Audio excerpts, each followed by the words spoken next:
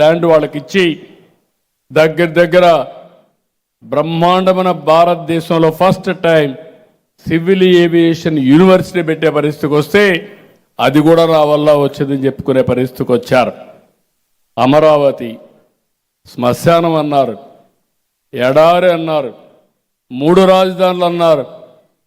ప్రజలు అన్నారు 3 రాజధానులు వద్దు, నీ తిక్క సమాచారం మాకొద్దు, నిన్ను ఇంటికి పంపిస్తామని 11 సీట్లకే పరిమితం చేశారు.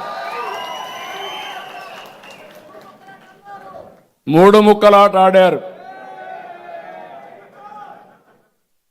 ఇంకో పక్క ఇప్పుడు వచ్చి ముఖ్యమంత్రి ఎక్కడుంటే అక్కడే రాజధాని అంట.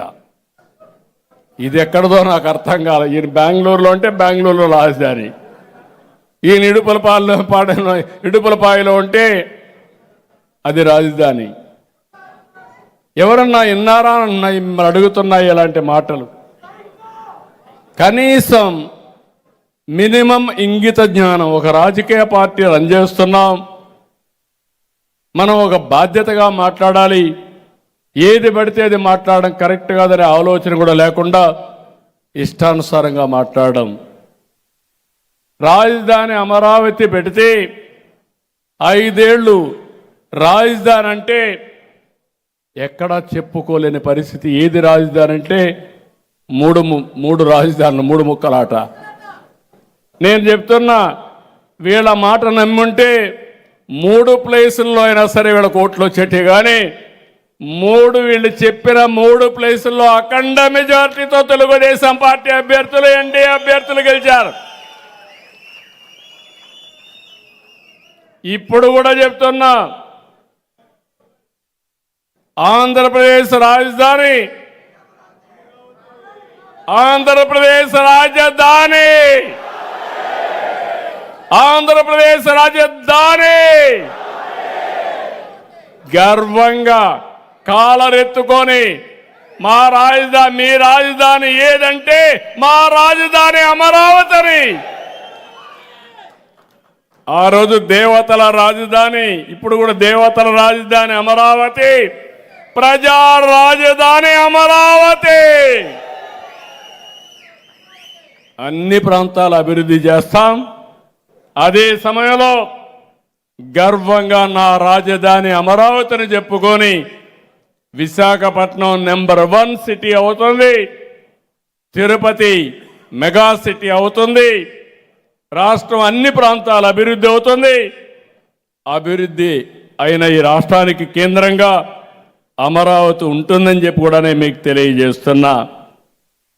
అందుకనే క్రెడిట్ చోరీ లేదు.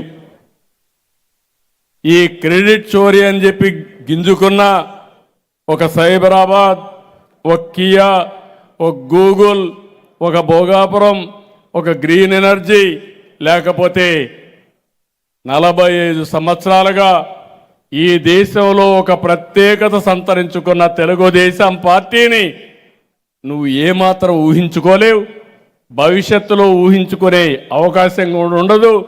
మీకు అర్థం కాదు, అర్థం కాని వాళ్ళు ఇట్లే ఉంటారు. నేను చాలా రాజకీయాలు చూశాను, కానీ వీళ్ళు ఎలాంటి వాళ్ళంటే వీళ్ళ క్రెడిట్ కూడా ఉంది. ల్యాండు, శాండు, వైను, మైను, గంజాయి, డ్రగ్గు, ఇది వీళ్ళ యొక్క క్రెడిట్. అవునా కాదా అని మిమ్మల్ని అడుగుతున్నా. ఇలాంటి వాళ్ళంతా కూడా ఉంటారు. కాబట్టి ఈ విషయం మనం గుర్తుపెట్టుకోవాల్సిన అవసరం ఉంది.